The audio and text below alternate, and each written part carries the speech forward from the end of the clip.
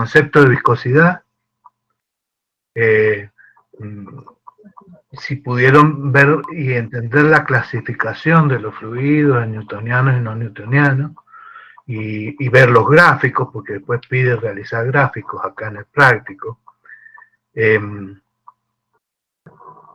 También el tema de los viscosímetros capilares y rotativos, por eso puse la guía, porque si ahí hay que detenernos un rato, yo no sé si va a haber una clase práctica con lo del laboratorio aparte de lo de hoy. Y yo creo que no, que como que hoy sería todo viscosidad. Hay un día que ha dejado la Vivi como para laboratorio, pero sí, pero no sé. No, creo que mañana les vamos a subir la presentación de absorción y la semana que viene voy a trabajar absorción y coloides yo. Y después va a quedar la otra semana el parcial, el 20. Jueves 20. Esa era la fecha establecida, ¿no? Claro, exacto. Yo me había traído la planificación acá para tener la mano por cualquier consulta. Yo ahora me la voy a ir a buscar, yo eso voy a hacer. Sí, el 20 de mayo, sí. Sí, yo la había estado mirando. Achico para ver si hay preguntas.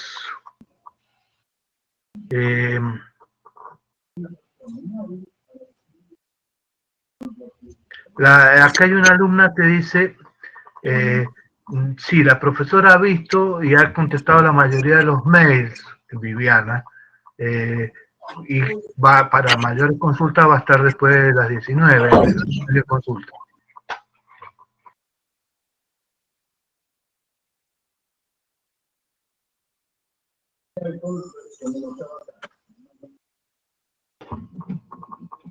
Yo escucho voces de fondo, no sé si es que estoy muy bajo de sonido.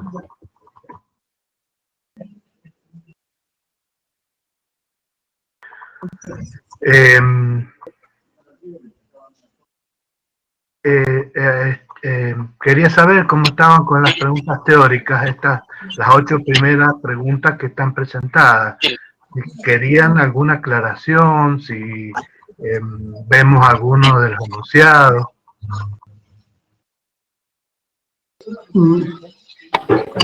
No están preguntando. Yo, profe, quería saber lo de viscosidad específica y relativa. ¿Cuál sería la específica?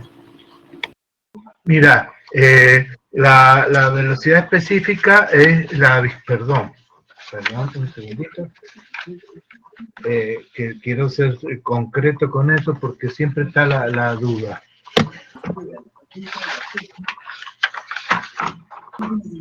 La viscosidad específica es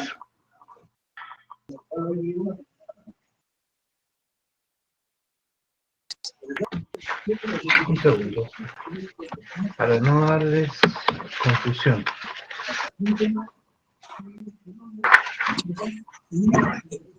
Dice, la viscosidad varía rápidamente con la concentración cuando se trata de una solución. Entonces, la viscosidad específica es aquella que se obtiene de el cociente entre la viscosidad de la solución menos la viscosidad del disolvente puro sobre la viscosidad del disolvente puro. Es decir, cuando nosotros estamos hablando de una solución y queremos saber la viscosidad de una solución, tenemos que trabajar con la viscosidad específica.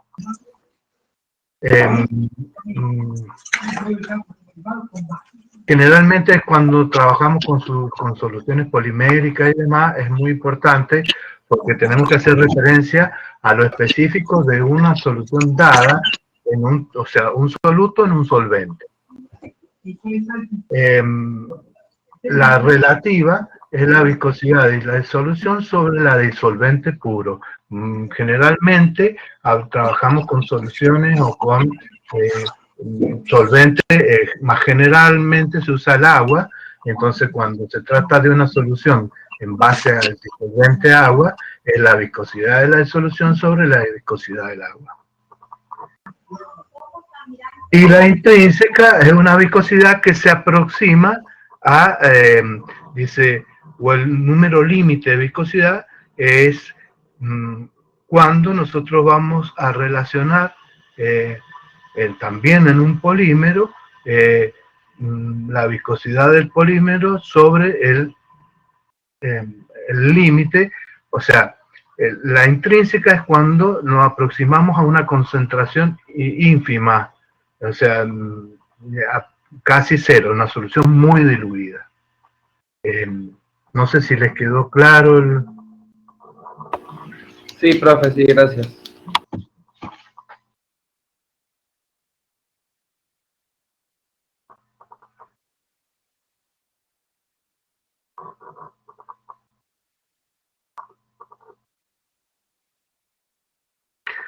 ¿Alguna otra duda? A ver, voy a sacar la pantalla para ver si hay algo escrito.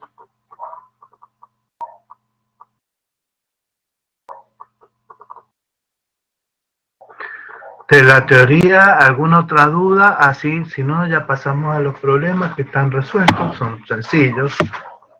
Disculpe, ¿puede explicar cómo funciona el viscosímetro rotativo?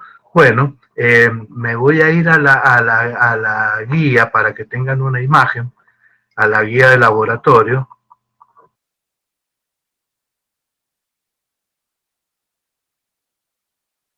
La vamos a ampliar y vamos a irnos al gráfico del viscosímetro rotatorio. Se llama el viscosímetro de lectura directa.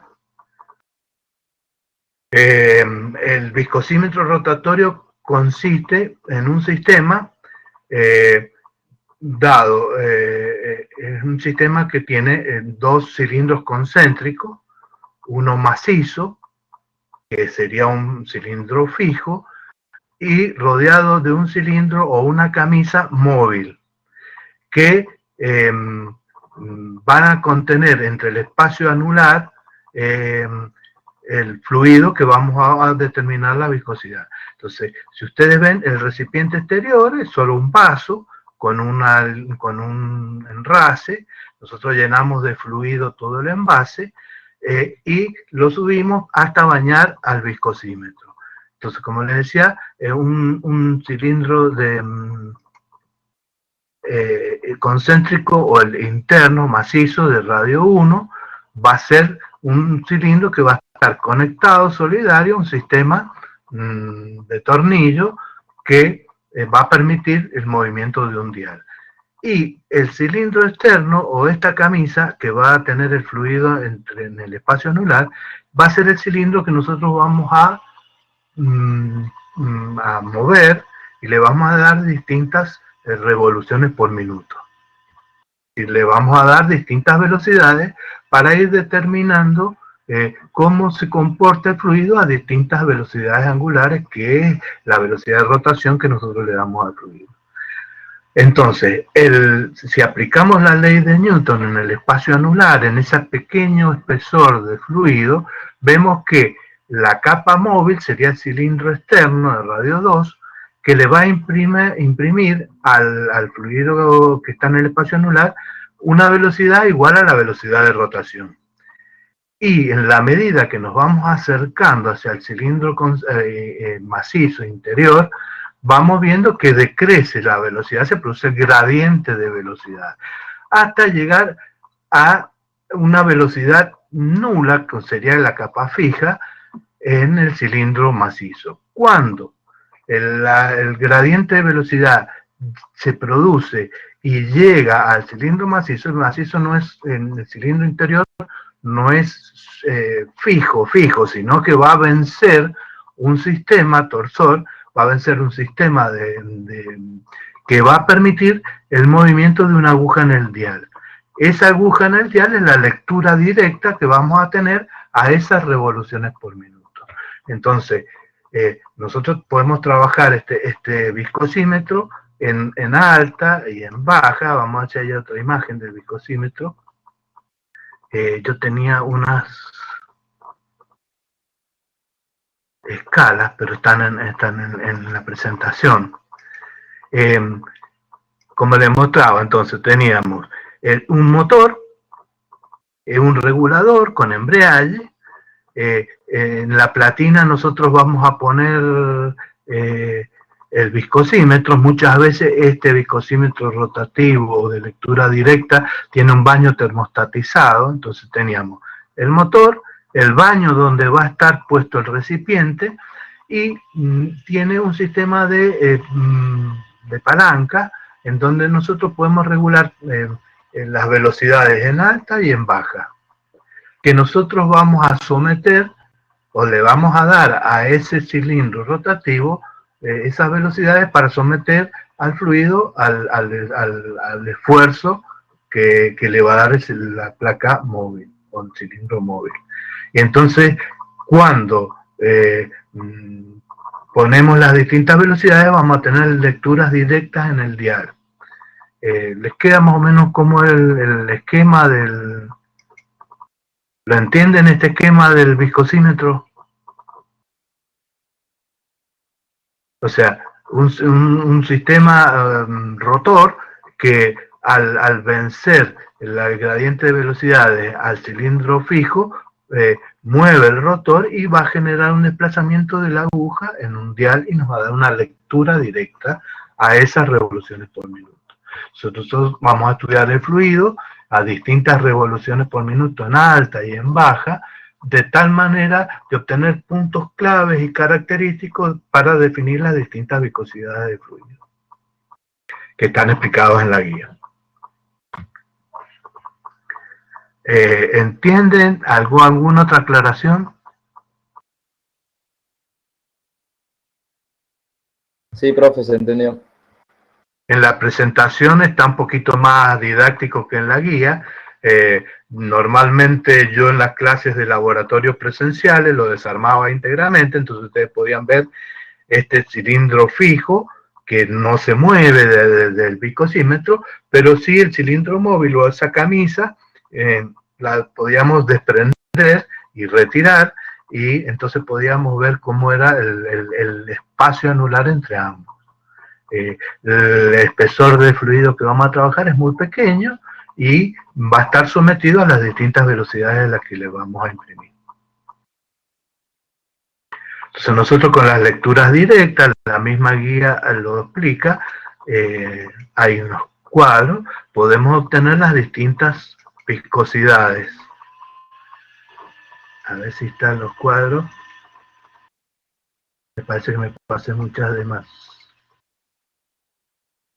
Entonces graficamos velocidad en revoluciones por minuto y lectura directa, y relacionando esas velocidades con las lecturas directas que ustedes vean en la guía, van a poder sacar viscosidad plástica, viscosidad aparente. No se ve muy bien la guía en esto, no sé por qué.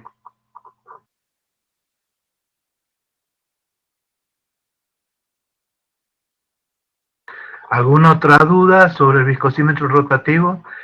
Siempre tienen que tener en cuenta la temperatura de trabajo, ya que la viscosidad es función de la temperatura, y normalmente estos viscosímetros vienen en un baño termostatizado donde este recipiente se lo sumerge y podemos tener el trabajo a temperatura constante.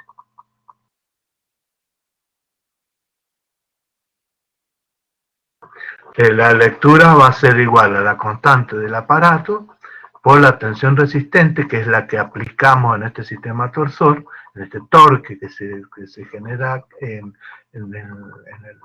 a través del cilindro fijo, sobre el número de revoluciones. Pero más práctico es tomar las lecturas que se hacen a 300, 600, a 200 revoluciones por minuto, y relacionándolas podemos obtener las distintas viscosidades del fluido.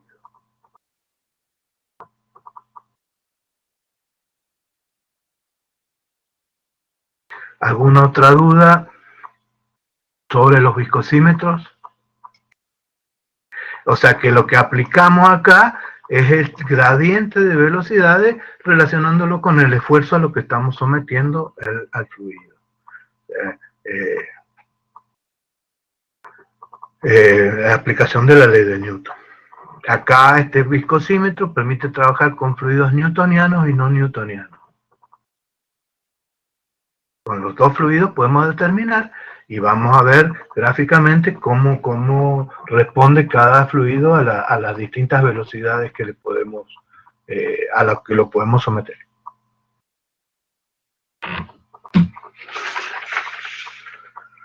¿Alguna otra duda sobre esto?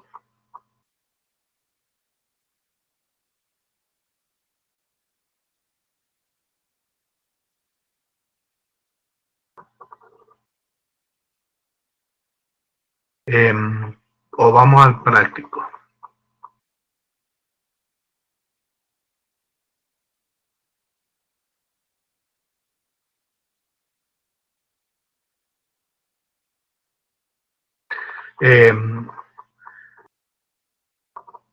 Ahí estamos de nuevo con el práctico. El enunciado de la ley de Stokes está dado en la teoría, el enunciado de la ley de Poiseuille, la aplicación de Poiseuille en el viscosímetro capilar o el viscosímetro de Oswald, que es el que utilizamos generalmente para fluidos newtonianos, un tal desarrollo de cómo es la lectura en el viscosímetro capilar. Y bueno, y la influencia de la temperatura en la viscosidad, qué relación tiene. Si podemos pasar ya al ejercicio, no sé si lo ven bien. El ejercicio 9 es la aplicación de Poiseuille a través de medición con un viscosímetro de Oswald, un viscosímetro capilar. El planteo dice que la viscosidad del óxido de flúor fue determinada a una determinada temperatura, fue determinada por el método de Oswald.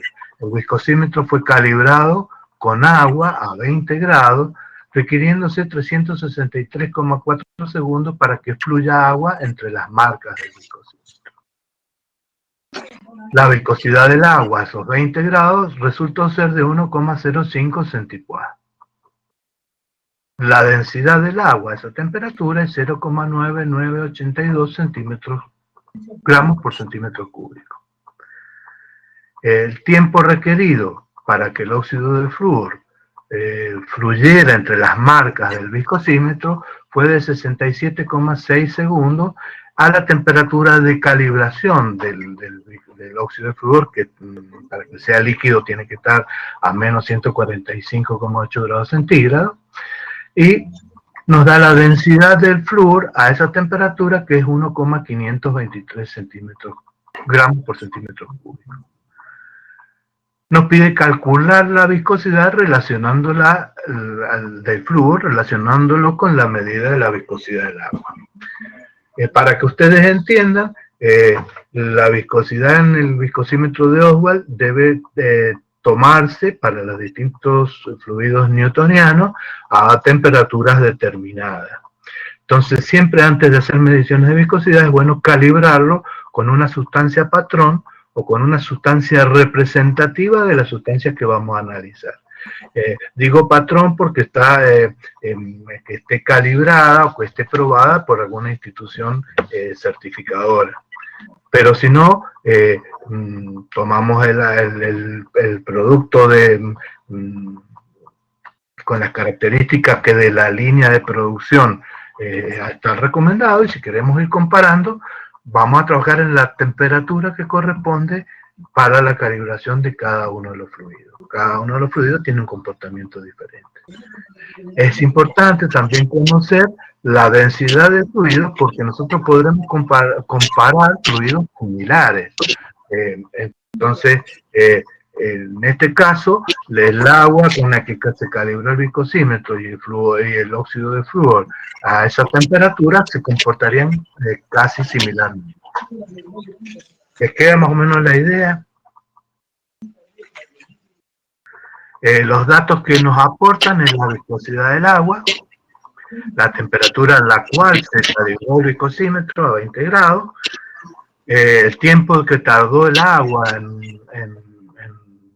recorrer el espacio entre las marcas y la densidad del agua en esa temperatura. Nos da la temperatura en que se calibró el óxido de flúor el tiempo que tardó en recorrer el mismo espacio entre las marcas y la densidad de flúor a esa temperatura. Como les decía, las temperaturas son datos de calibración de cada medición con el viscosímetro capilar. Se toman y se dan para saber que ese fluido fue medido a esa temperatura. A la hora de averiguar por comparación, nosotros vamos a calibrarlo cada uno a la temperatura que corresponda y simplemente vamos a medir el tiempo de pasaje del fluido por las marcas del viscosímetro. ¿Entienden lo que digo? La ley de Poiseuille analiza el caudal de un fluido en movimiento dentro de una tubería.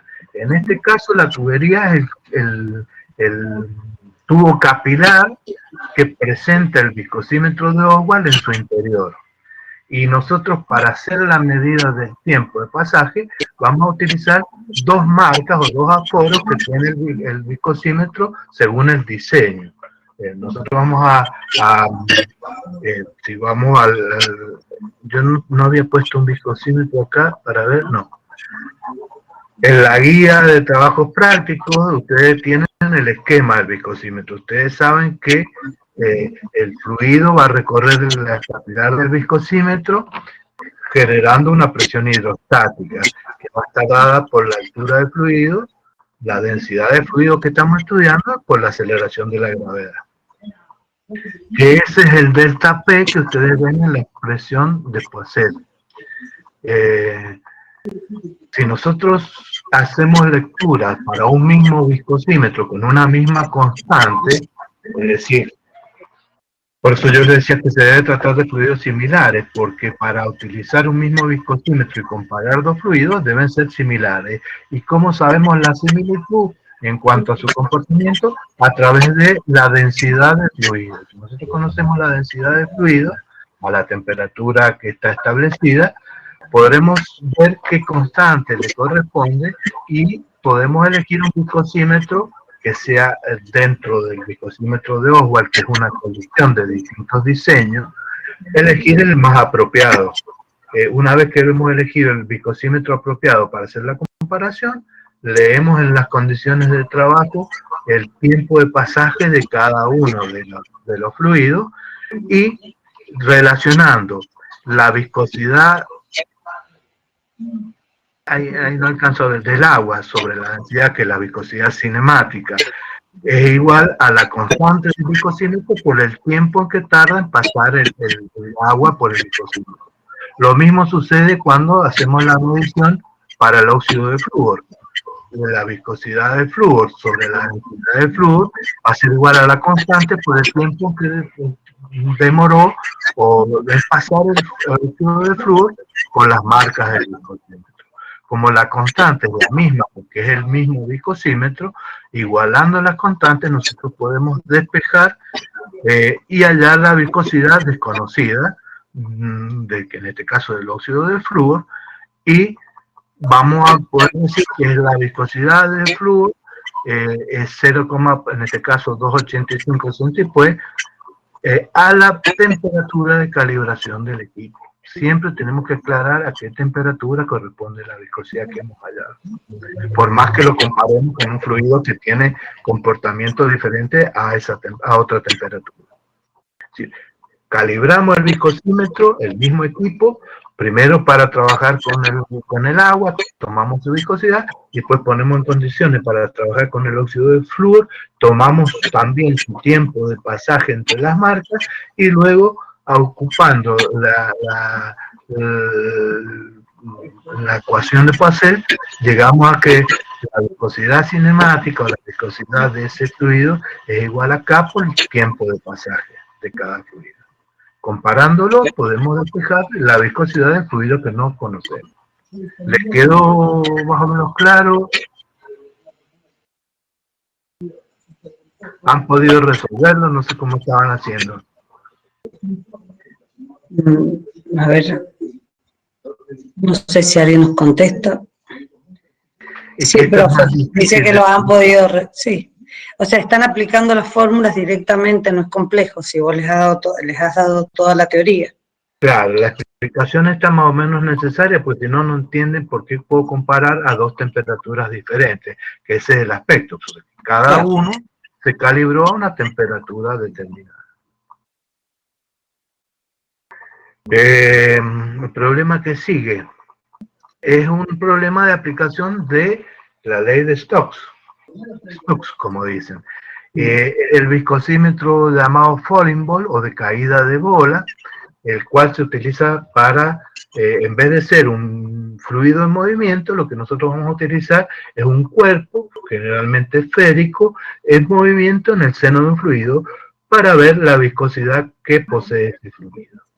En este caso, el problema dice que en un viscosímetro de falling ball se permite que una bola de plomo de 3,7 milímetros de diámetro caiga libremente en aceite lubricante que tiene un peso específico, una densidad que sería la densidad, no peso específico, de 80,80 kilogramos por metro cúbico. Si el peso específico del plomo o la densidad, porque está mal lo del peso específico, me parece, porque estamos trabajando con la presión hidrostática, que es la densidad por gravedad por altura. Y ahí la consideraba como la densidad. Yo creo. Es la densidad, sí, esto ha quedado mal en la guía esta. Yo he estado viendo la resolución y no me he dado cuenta de eso. O sea, que en vez de peso específico es kilogramos masa por centímetro cúbico, gramos masa por centímetro cúbico. La densidad del fluido y la densidad del plomo, del neferrite de plomo. Se observa que la bola cae en un recorrido de 50 centímetros en 4,57 segundos. Es calcular la viscosidad del aceite lubricante en pascal por segundo.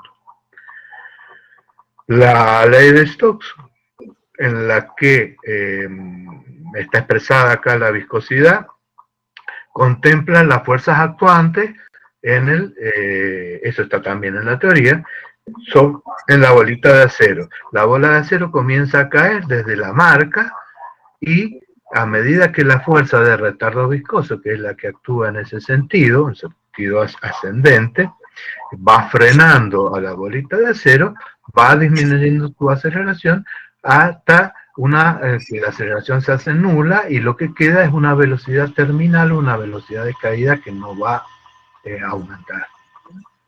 Va a seguir cayendo a una velocidad terminal. Esto es la aplicación de la ley de Stokes. Entonces, nosotros tenemos para trabajar el dato del diámetro de la bolita de acero con la que estamos trabajando, la densidad del plomo, la densidad del aceite, la distancia recorrida y el tiempo que tardó en la caída. Reemplazando en la ecuación de la ley de Stokes, no presenta mayores inconvenientes la resolución de este problema. Va a ser igual a menos, porque en sentido, no, perdón, estaba viendo el igual, va a ser igual a 2/9 del radio cuadrado por la diferencia de las densidades por el producto de la aceleración de la gravedad sobre la viscosidad del lubricante que estamos determinando. Como la velocidad la podemos sacar de espacio sobre tiempo, la resolución es muy sencilla. Despejando viscosidad, cambiando velocidad sobre espacio sobre tiempo y trabajando con las unidades, nos queda que la viscosidad de ese aceite es de 0,71 kilogramos por metro sobre metro por segundo o 0,71 pascal por segundo. No sé si en eso tuvieron algún inconveniente.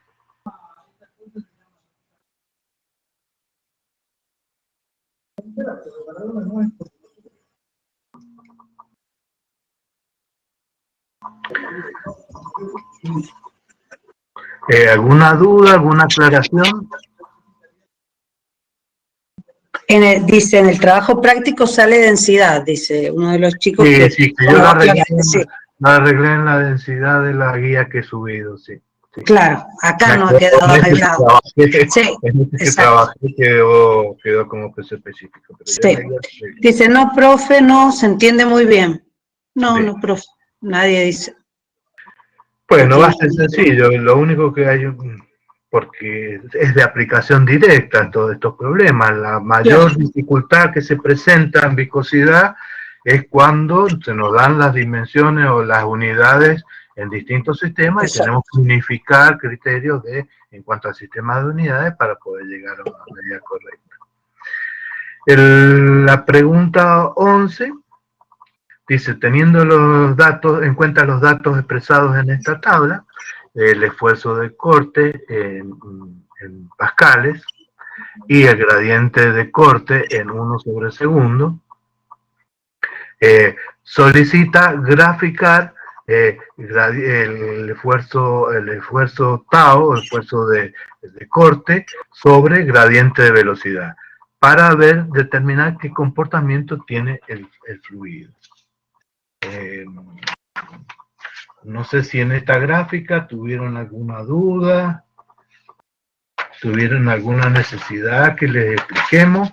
Y en la otra gráfica vamos a expresar la viscosidad de aparente o absoluta, según sea el fluido, en función al gradiente de velocidad. Es decir, nosotros graficando vamos a poder ver cuál es el comportamiento de este fluido que presentó los siguientes datos. ¿Pudieron resolverlo? Porque yo no se los hice para que lo pudieran resolver.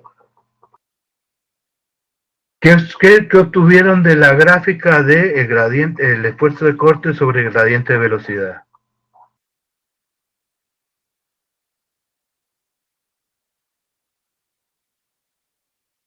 ¿Qué obtuvieron? Obtuvieron, representando en escala estos valores,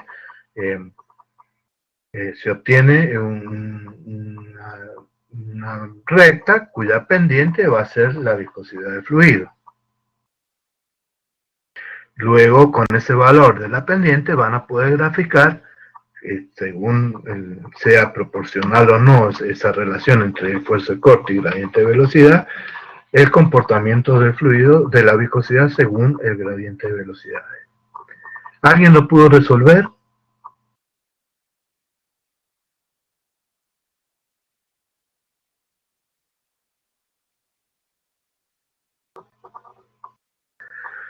Es sencillo, de graficarlo obtenemos una recta, sacando la pendiente o la tangente de la recta vamos a tener el valor de viscosidad y luego representaremos, como hay una proporcionalidad entre los esfuerzos y el gradiente de velocidad, vamos a tener que la viscosidad es un fluido newtoniano y se mantiene constante para el gradiente de velocidad.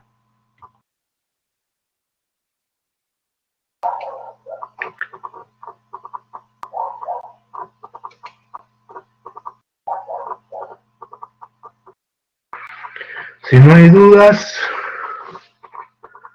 los chicos tienen más apuros con el práctico, con los resultados de los parciales que con el práctico, pero quiero dejarlo resuelto porque hay un aporte que se ha corrido un poco, pero no importa. El problema 12, si no hay duda con las gráficas, seguimos. Dice, fluye petróleo a 20 grados centígrados con una viscosidad de 20 centipois por un tubo horizontal de 20 metros de largo. El flujo del petróleo es laminar o estacionario y es mantenido por una bomba que mantiene una presión a 28.000 pascales o 28 kilopascales en un gran tanque en el extremo del tubo, o sea, que la bomba extrae el petróleo de un tanque y le impulsa con una presión de 28 kilopascales por dentro del tubo. Esto es una aplicación de la ley de Poiseuille.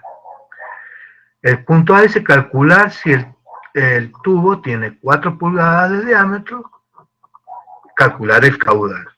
Esto es muy sencillo, llevando las unidades correspondientes, aplicando de la ley de Pascal. Acá yo le puse cómo calcular el radio de la tubería, llevado a metro. La viscosidad la llevé a Pascal por segundo para trabajar con sistema internacional. Y luego aplicando la ley de Poiseuille para el caudal, reemplazando los datos. El delta P va a estar dado por la presión que impulsa la bomba. El radio era los 0,05 metros a la cuarta, sobre 8 veces el valor de la viscosidad por el largo de la tubería. No presenta mayores dificultades. Lo que sí hay que... en la mayoría de los problemas tienen que ver que coincidan las unidades con las que van a proceder.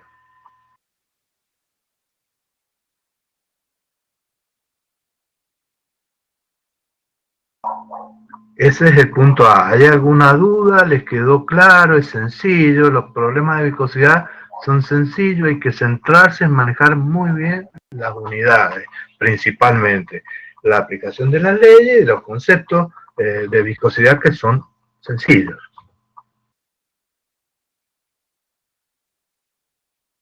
Después la pregunta B, ¿qué nos decía?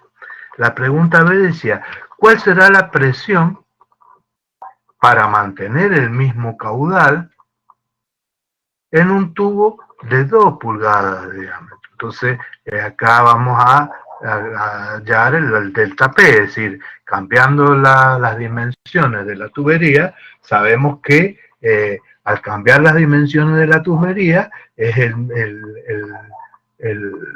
mismo caudal, porque no hay pérdida de masa, simplemente pasamos a trabajar con una tubería menor. Entonces lo único que va a variar es el radio de la tubería, y eso nos va a permitir, despejando de la ecuación de Poiseuille, hallar para esa tubería de menor diámetro qué presión tendría que tener la bomba para poder enviar el mismo caudal de fluido, de petróleo.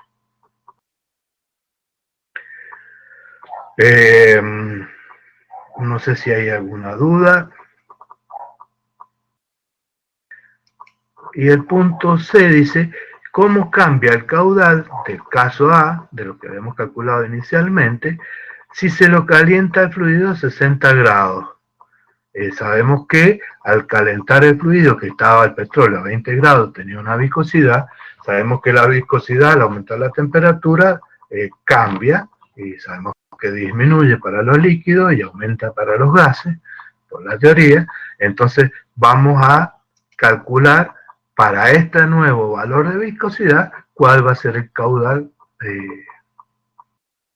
en el que va a poder moverse el petróleo. Es decir, generalmente los petróleos nuestros acá en Mendoza son muy viscosos, y generalmente esta relación de temperaturas es muy importante a la hora del diseño de las bombas, porque según su viscosidad vamos a tener que trabajar calentando los fluidos para que logremos bajar su viscosidad y poder tener el mismo caudal con menor presión de bomba, con menor tamaño de bomba. ¿Les queda claro?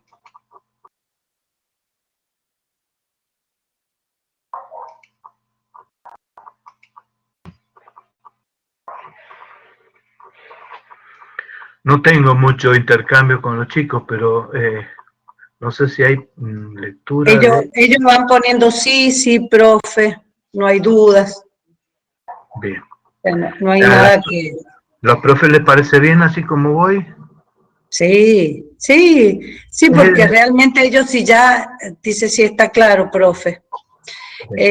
Sí, porque en realidad ellos solamente tienen que tener, como vos les decís, especial atención en unidades y desarrollar las fórmulas que ya tienen en la teoría de acuerdo a las leyes. Claro. O sea que con eso van a poder resolver todos los problemas. No van a tener dificultades. El problema que sigue es de la aplicación de la ecuación de Arrhenius, es decir, de la influencia de la temperatura en la viscosidad. Entonces, el planteo dice que para líquidos no asociados, la fluidez, que es la inversa de la viscosidad, sigue de manera aproximadamente la ecuación de Arrhenius.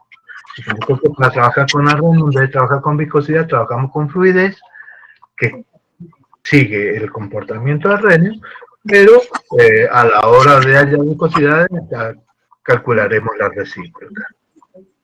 Entonces, donde A, en esta expresión que ustedes ya lo tienen en la teoría, es la I, son dos constantes, que una es la energía de activación, E, y la otra es una constante propia del fluido.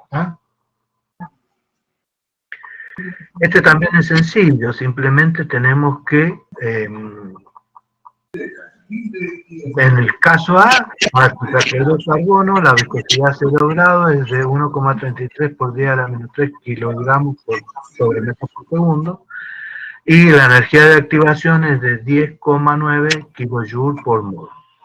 Estimar la viscosidad 40 gramos. Entonces nos han dado los datos, tendremos que trabajar con las unidades, sacar la fluidez y después la recíproca, o ponemos la fórmula de Arrhenius, cambiando el signo, es la influencia de la viscosidad con el comportamiento del fluido.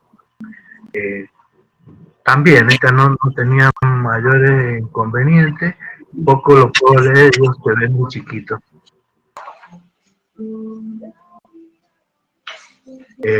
Sacamos la viscosidad, que generalmente lo trabajamos en Kelvin, porque las unidades son kilojoules por mol grado Kelvin.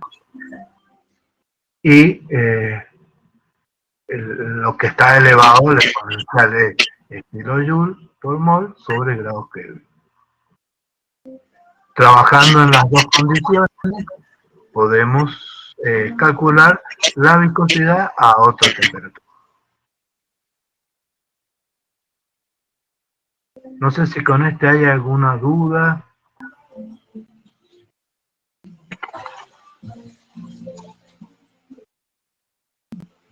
Y B, dice, la ecuación de Arrhenius no se aplica bien a líquidos asociados como el agua, no puede emplearse en un intervalo limitado de temperatura. A 20 grados centígrados, la viscosidad del agua es 1,02 por 10 a la menos 3 kilogramos sobre metro por segundo, y su energía de activación para la fluidez es de 18 kilojoules por mol. Estime la viscosidad del agua a 40 grados centígrados. Es en ese intervalo pequeño que se puede trabajar. Lo mismo, es aplicarla para las unidades para que nos han dado la ecuación de Arrhenius y comparar.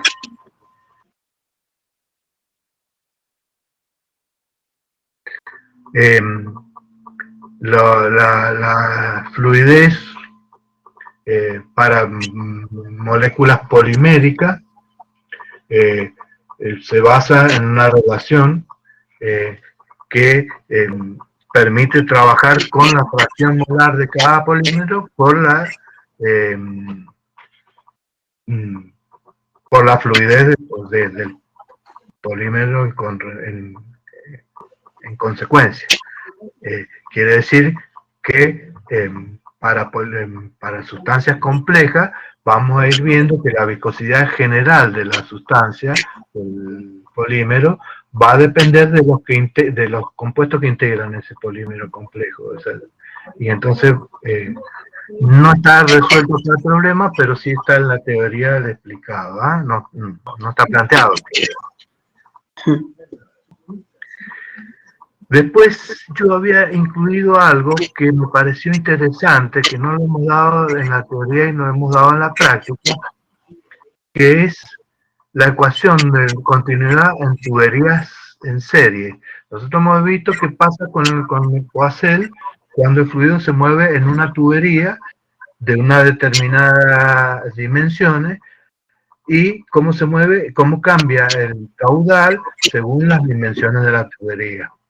En este caso, que yo he agregado a la guía, no estaba en la guía, he agregado este ejemplo, este otro problema, dice, dos tubos de cobre de 3 metros de longitud cada uno y 2,60 centímetros de diámetro el primero y 1,30 centímetros de diámetro el segundo, se conectan en serie, es decir, supongamos que tenemos un tanque y un tubo que va a ser el dispensador del fluido por el que va a seguir moviéndose el fluido.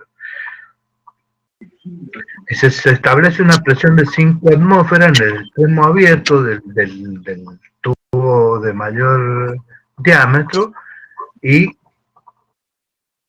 en el extremo estrecho la presión es de... Se ha movido esto. El aceite fluido a la presión de 1 atmósfera. Entonces, estamos hablando de un fluido que está a una presión de 5 atmósferas y cuando pasa al tubo que está conectado en serie, va a moverse con una presión de 1 atmósfera. Nos da para el aceite a 15 grados centígrados la viscosidad que es 0,1114 pascal por segundo. Acá lo interesante de ver es esto de qué pasa cuando un fluido se mueve. Va a tener un determinado caudal de movimiento en un tubo determinado que va a variar con la presión aplicada para ese movimiento. ¿Qué pasa cuando cambia la dimensión del tubo? Cuando pasamos de un mayor radio a un menor radio o viceversa. Nosotros sabemos que el caudal siempre va a mantenerse porque no se va a perder masa por cambiar de dimensión. ¿Qué van a cambiar? Va a cambiar la velocidad de desplazamiento del fluido de un tubo de mayor diámetro a un tubo de menor diámetro. Entonces, como no hay pérdida de masa, no hay pérdida de sustancia, sino que hay cambio de velocidad para las distintas áreas que estamos poniendo en juego, dice, nos pide el problema calcular la presión en el punto donde se unen los dos tubos. ¿Qué es lo que nos dice también la ecuación de continuidad? Que cuando hay un cambio en el radio o en el diámetro de la tubería, la presión que vamos a tener como incógnita va a ser la presión que va a producirse en la unión de las dos tuberías. Porque sabemos que acá ingresa con una presión de 5 atmósferas y egresa con una presión de 1 atmósfera. Pero nuestra incógnita principal va a ser la presión en la unión. La unión que en este gráfico la vemos como que un caño soldado con otro, pero generalmente le dan una pequeña disminución del diámetro. La presión que vamos a considerar va a ser en el punto intermedio de los dos tubos. Entonces, aplicando Poiseuille, sabemos que el caudal era delta B sobre T. Y la expresión de Poiseuille nos va a dar, está dada por la expresión del caudal. Entonces, analizamos el tramo 1.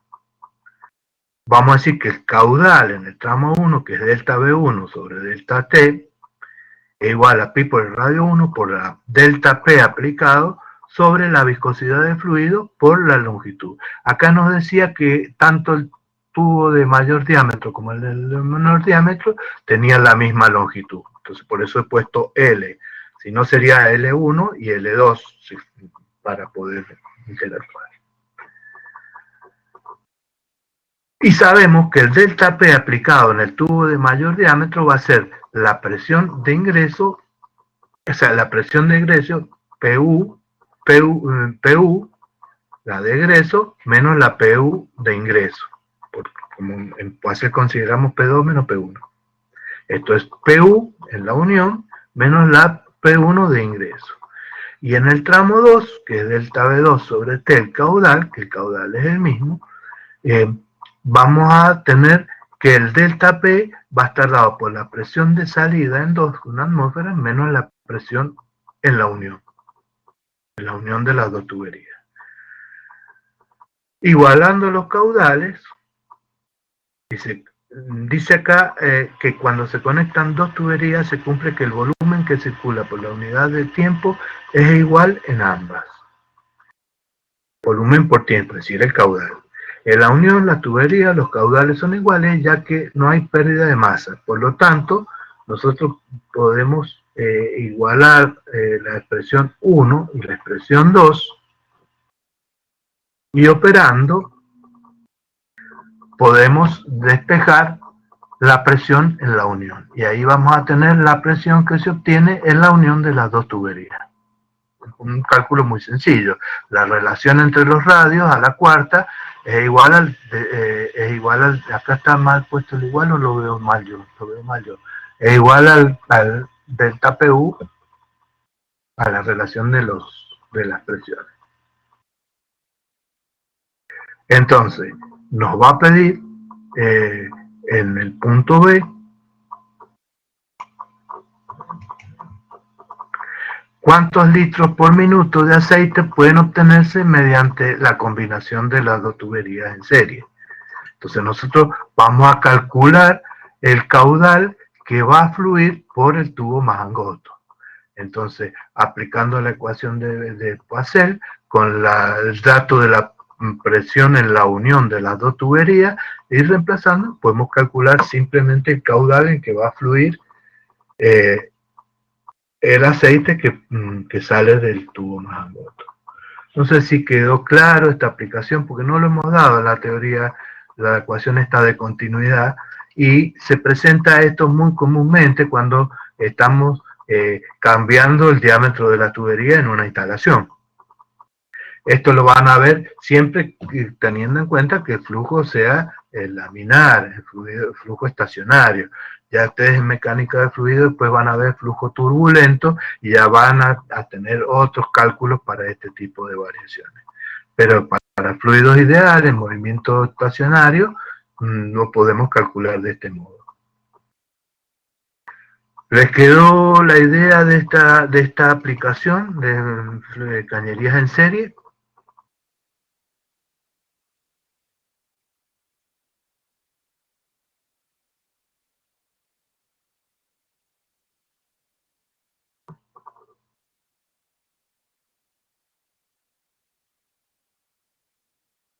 Esto es la guía de trabajos prácticos. No sé si sobre la guía de laboratorio les interesaba ver algo más o sobre el práctico de laboratorio en sí.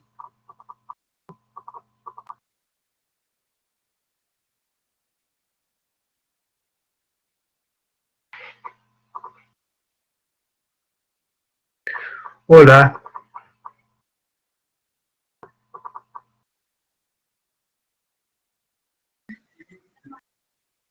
Sí, este práctico para Zaragoza va la respuesta.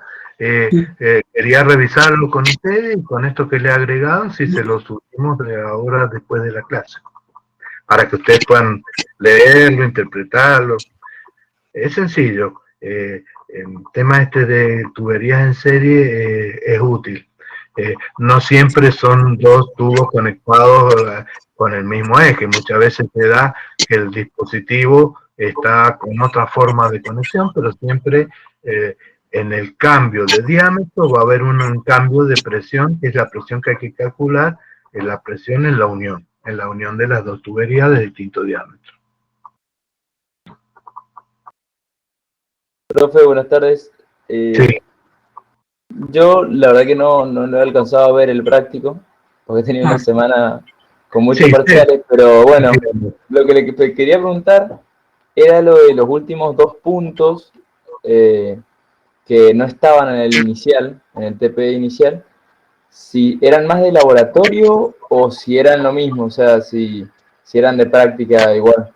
Esto que he agregado, yo lo agregué porque no estaba en lo que presentamos en la teoría y me pareció importante porque viendo aplicaciones prácticas se da mucho esta continuidad, esta conexión en serie, tuberías que van cambiando de diámetro, y para fluidos de movimiento estacionario es el cálculo que se hace. Cuando lo idealizamos al fluido, para fluidos reales muchas veces ahí se producen turbulencias, se producen otro tipo de movimientos que no los analizamos en esta etapa de físico-química, que sí lo van a ustedes analizar en mecánica de fluidos.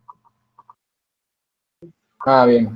Esto se los vamos a subir para que lo lean y para que después me puedan consultar si hay dudas o puedan buscarlo en la bibliografía.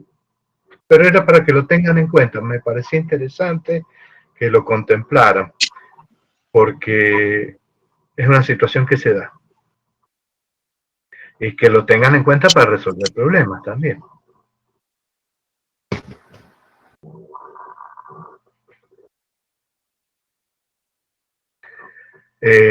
¿Alguna otra pregunta, alguna otra duda?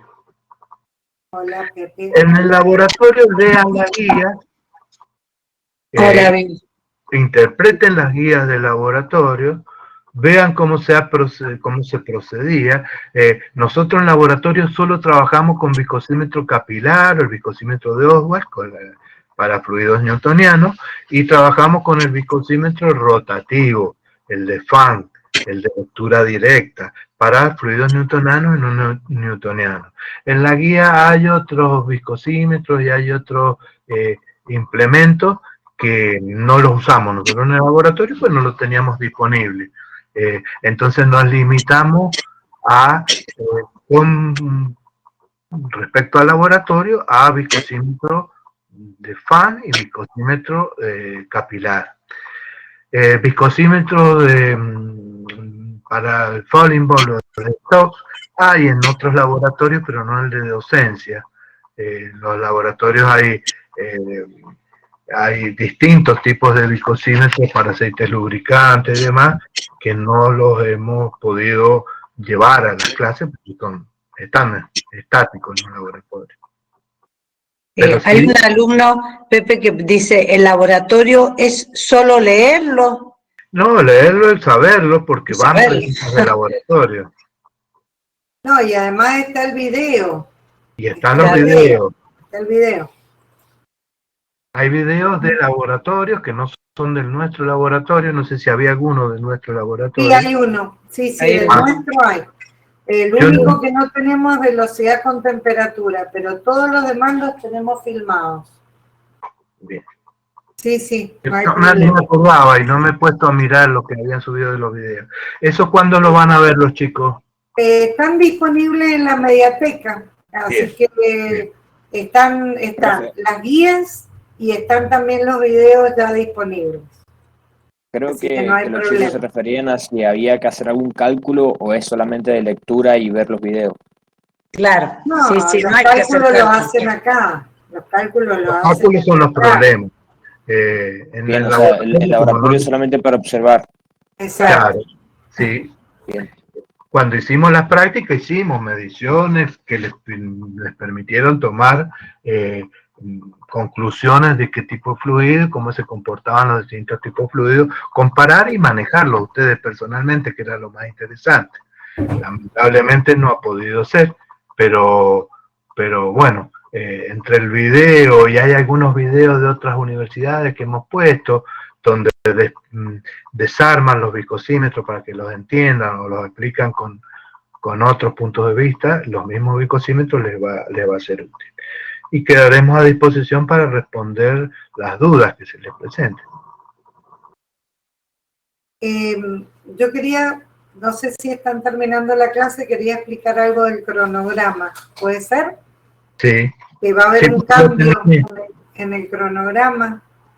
¿Ha habido cambios? Sí, vamos a producir un cambio. Hoy lo acordamos ahí con Cristina. Sí. Si dejas de compartir, se los muestro y ya después le subimos todo a la página. Cierro yo la presentación, entonces. Sí, yo ya tomé el rol y ahí intento compartir para explicarles los cambios. ¿Y yo qué hago acá? Porque... ¿Ahí están viendo? No. No. A ver, vuelvo. Yo tendría que sacar esto. Todavía se ve el profesor. Bueno, entonces espero que el profe baje. Ahí tomé el rol. Ahí tomé el rol. Ahí comparto pantalla. Ahí empezó a compartir. No. Es que me parece... Ahí está. Sí. Bueno, listo, estamos. ¿Sí? Bueno, miren, he cambiado los colorcitos para... Hoy día estamos con el tema de viscosidad, bueno, y tenemos la consulta. Siempre la consulta va a ser los miércoles a las 19, a menos que no tengamos otra actividad y tenemos directamente de 17 a 21, ¿sí? Toda la tarde de consulta. Mañana solamente, no hay clases mañana por BBB, o sea, por video. Solamente vamos a subir la clase y el video de absorción, que es el próximo tema, para continuar con el criterio de que ustedes puedan ver la clase, puedan ver el video y vengan, ya tengan inclusive el práctico en bruto, digamos, el práctico sin resolver, para poder trabajar ese tema el día miércoles 12, ¿sí? Eso está igual. Lo que hemos cambiado es que vamos a adelantar, ¿sí? El subir la presentación, cuando digo la presentación es el PowerPoint, el PDF y el video de la clase de coloides, ¿sí? Ahí vamos a terminar de subir los laboratorios que tenemos, si falta alguno, si hay algún aporte más para hacer. Y el jueves trabajaríamos con coloides. La parte de coloides es muy conceptual, no hay tantos problemas, sí hay más preguntas. Así que bueno, por eso nos interesa que antes de la clase vengan leyendo el tema, porque si no, no tiene sentido volver a explicar lo que dice el video, ¿sí? Acá me quedó mal, esto no va, el lunes este no va, perdón, ahí estaba corrigiendo y... Bueno, entonces, la semana 8 va a ser una semana de consultas y de parcial, nada más. Ese va a ser el cambio que hacemos. Después seguimos igual. Hasta ahora seguimos igual. ¿Qué es lo que hicimos? Adelantar, porque si no, trabajábamos ese día, el día miércoles trabajábamos con el tema coloides y el jueves ya lo tomábamos. Y el tema coloides... Nos hemos dado cuenta, desde que estamos trabajando sobre todo en este formato virtual, que ha sido uno de los temas que más han preguntado. Conceptualmente es un tema importante para la carrera e importante para la comprensión. No tiene mucho desarrollo de problemas y de cálculos, pero sí tiene muchos conceptos, ¿sí? Sobre todo lo que hace a la estabilidad del coloide, ¿no? Cristi, esto podés vos después trabajarlo más. Por ahí las clasificaciones y todo eso se lo aprenden, porque es fácil, ustedes todos saben clasificar con esta característica, con esta otra, hacer cálculos, poner ecuaciones, pero cuando el tema tiene muchas menos ecuaciones y tiene más conceptos asociados, es como que cuesta un poquito más. Así que lo que les pedimos, hemos hecho ese enroque de que la profe, fíjense, va a dar el miércoles y el jueves 2 trabajos prácticos de 2 temas, pero también es para dejarles una semana para que tengan, claro, una semana más. Que lo vean, claro, que lo vean bien y lo mastiquen. Exacto.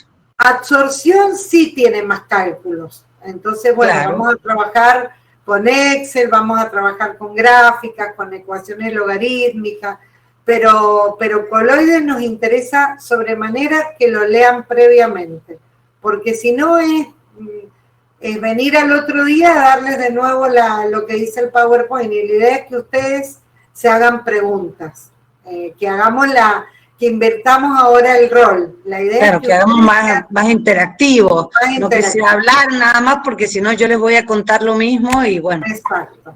Sí, piden que lo subas al aula abierta en cuanto lo tengas de... Ya lo estaba corrigiendo, justamente que tuve que terminar un tema antes y ahora lo estaba corrigiendo y lo subía. Casi lo subo con error, menos mal que lo volví a leer. Y que no suele pasar eso. No hay ningún error en ningún lado. Bueno. Por eso digo. Bueno. Está bien que lo... Bueno, en todo caso, en un ratito nos conectamos. No sé, chicos, ¿cómo están con consultas? Si hay alguien que vaya a ir a consultas, pasamos o seguimos ahora. No sé qué quieren hacer. lo que les convenga. Por eso, porque esa es la pregunta. Está, voy a ver si no les quedaron dudas. Marcela dice que puede venir a las 7, ella puede venir a las 7. Por eso, pero podría atender otros temas. Sí, yo tengo consultas sobre el parcial, dice acá. Bueno, y hay chicos que si querés vamos, si podemos consultando, o sea, sacándole las dudas. Está bueno. Si tienen consultas sobre el parcial, lo vamos, yo abro la plataforma, el que sea, y lo vamos viendo. Dale, ¿sí?